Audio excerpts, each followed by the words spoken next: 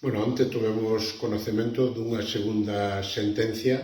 que ven a darlle a razón a Unións Agrarias nas demandas recurrentes que está facendo Central Leiteira Asturiana, CAPSA, e o seu conselleiro delegado para tratar de acalar as voces críticas de Unións Agrarias. O que ven a dicir por segunda vez un novo xulgado en Asturias é que as denuncias que fai Unións Agrarias sobre o comportamento de CAPSA en Galicia pois se ateñen á veracidade, que son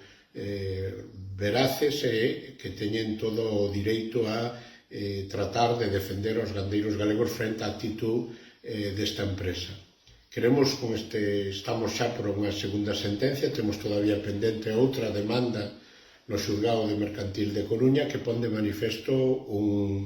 unha actitud predeterminada do conselleiro delegado do señor Tellado para tratar de acalar e amedrentar a Unións Agrarias, e o está facendo non cos seus recursos propios, senón cos recursos dos gandeiros que forman parte da SA.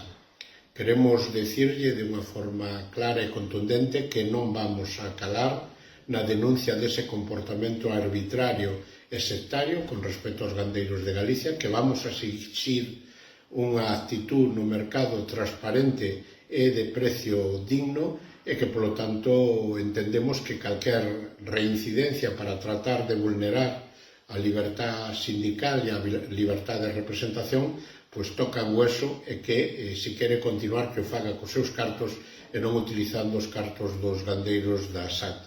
Unións Agrarias comprométese a seguir denunciando as actitudes que se aparten do mercado. Fixemos co cártel lácteo, donde temos centos de demandas pendientes, precisamente tamén contra a CAPSA, por haber formado parte dun cártel do leite, según a Comisión Nacional da Competencia. Vamos a exixir nos xulgados a indemnización a todos estes gandeiros e vamos a seguir denunciando en competencia en AICA calquer comportamento non só de CAPSA, senón de calquera industria que vulnere o direito dos gandeiros a recibir un precio xusto e de mercado.